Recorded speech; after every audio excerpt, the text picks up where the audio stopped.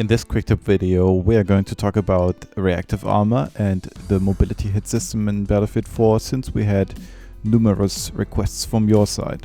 In contrast to Battlefield 3, where, as you all know, reactive armor was absorbing incoming damage, this is no longer the case with BF4. It also doesn't decrease the amount of incoming damage, but it increases the thresholds for the two different types of mobility hits. What this means practically, you will see in the following.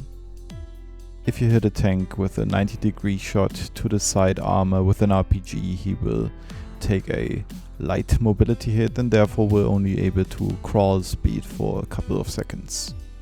And for comparison, here you can see the same scenario, 90-degree angle shot to the side with an RPG, and using reactive armor will result in not taking a mobility hit.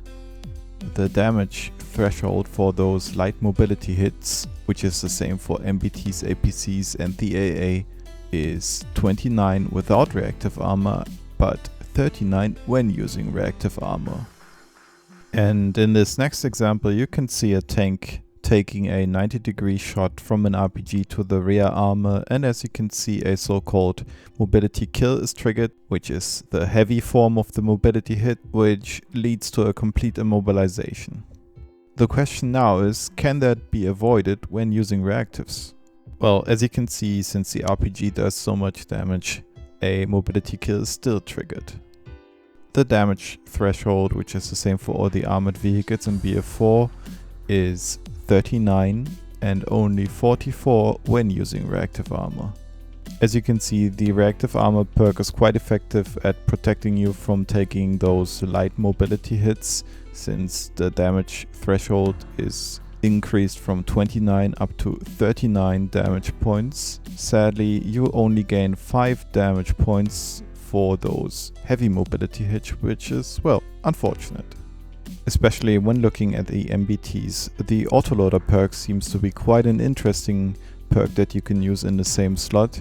We already made a video talking about that, you can find it in the upper left corner. The damage thresholds that we mentioned earlier also mean that light armored vehicles like APCs and the AA always have a hard time when encountering MBTs. As you can see here, I get hit by a Sable shell and I immediately take a mobility hit.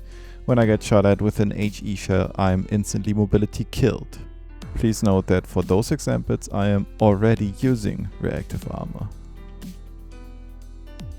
Sometimes your reactive armor pennants will pop off, which happens a lot when getting shot at with rocket pods or artillery.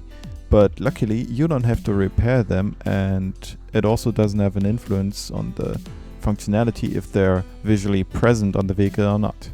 Furthermore, the different appearances of reactive armor on different vehicles has no impact on its performance. As you can see here, we're comparing the Chinese APC with the American APC. While the Chinese APC has metal bars only on the front and the back, the American counterpart has it on all sides, but in-game all the sides are equally protected.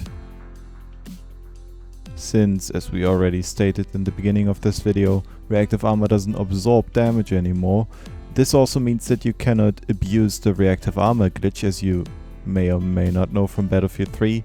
We made a video about that, we're linking that in the upper left corner here. As always, thanks for tuning in. If you liked it, then please also check out our latest quick tip video where we talk about head glitching and a new game mechanic in Battlefield 4, and also we're linking to our friend the Raider, who made a video about the current state of Battlefield 4 again.